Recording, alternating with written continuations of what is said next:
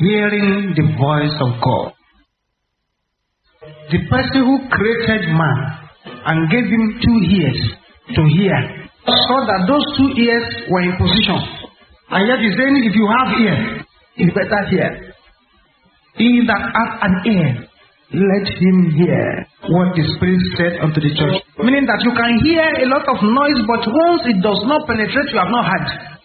You can hear, but you are not listening. You have to understand these principles.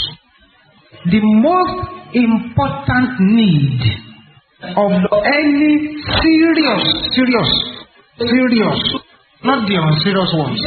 The most important need of any serious child of God is hearing clearly from God. When you begin to hear from God, progress begins in your life. The reverse is also true. When you begin to hear from the devil, destruction begins. It is a great period in your life the day you learn to hear God's voice clearly, plainly, and on a daily basis.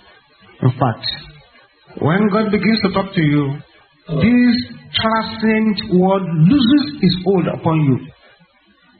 What the others run after and they want to die makes no meaning to you. When you begin to hear God, faith rises in your heart. When you begin to hear God, you stop doubting. When you begin to hear God, things begin to happen.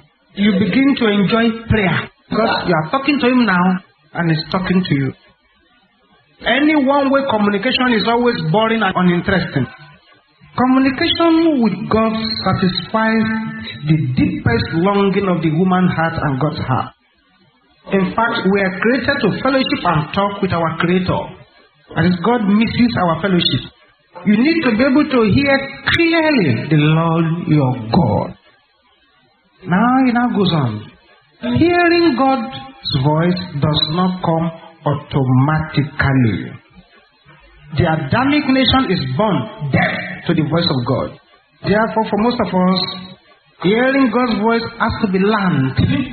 As a matter of fact, the key to all God's blessing is hearing and obeying His voice.